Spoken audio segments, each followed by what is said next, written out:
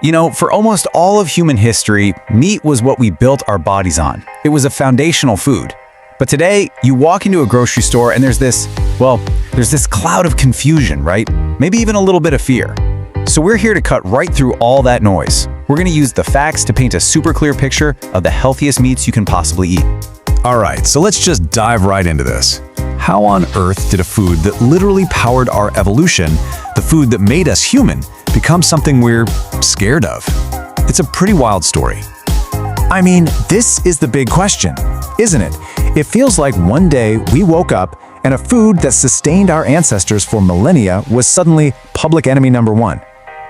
And look, if you're confused by all the conflicting headlines, you absolutely should be. You have every right to be. But the story of how we got to this point is, well, it's fascinating. Okay, check this out because the timeline here says it all.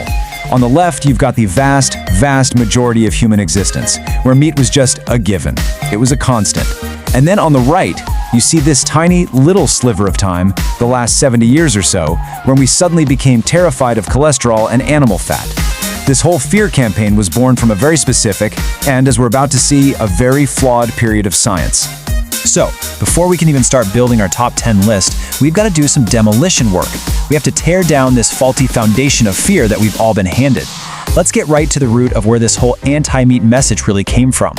This timeline just lays it out perfectly. Back in the 1950s, a researcher named Ansel Keys really pushed this idea that eating cholesterol caused heart disease.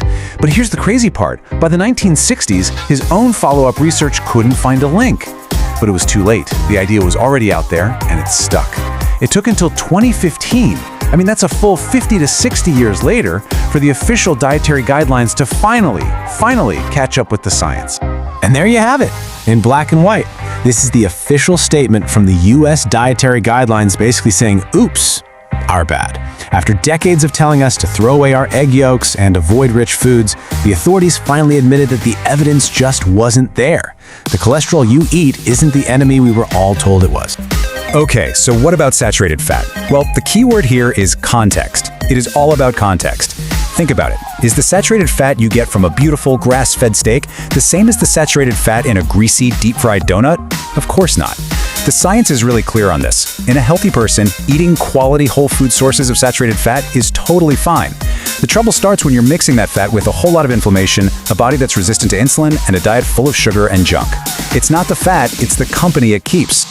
All right, now that we've cleared the air on all those old myths, it's time for the main event. Let's kick off our countdown with some seriously fantastic, super healthy options that just barely missed out on making it into our top 5.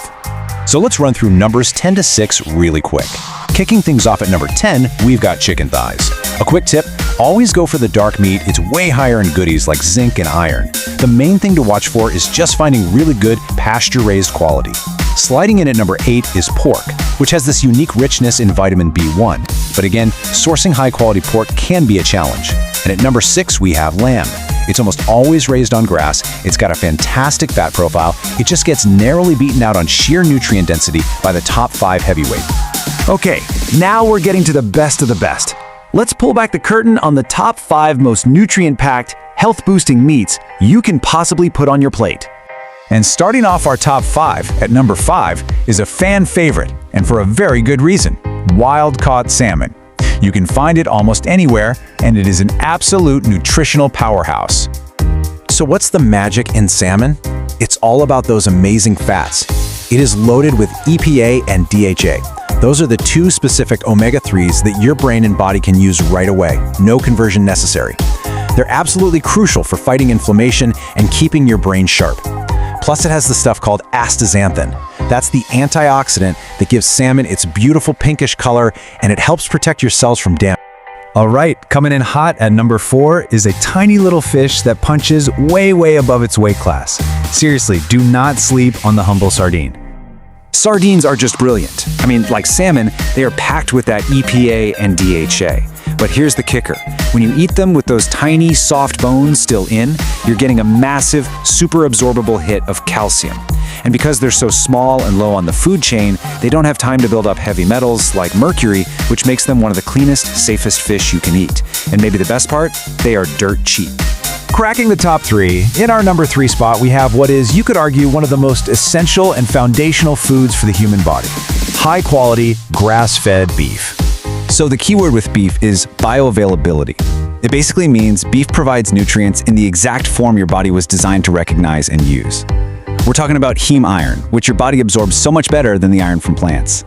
It's also packed with zinc for your immune system, and of course, vitamin B12, which you literally cannot get from plants and is non-negotiable for a healthy brain and nervous system. Okay, our runner-up, our number 2. Now stay with me here, because this isn't just a food. It's probably the most powerful nutritional supplement you can find in the entire natural world. I am talking about liver. I mean, just look at this. This shows you how incredibly powerful liver is.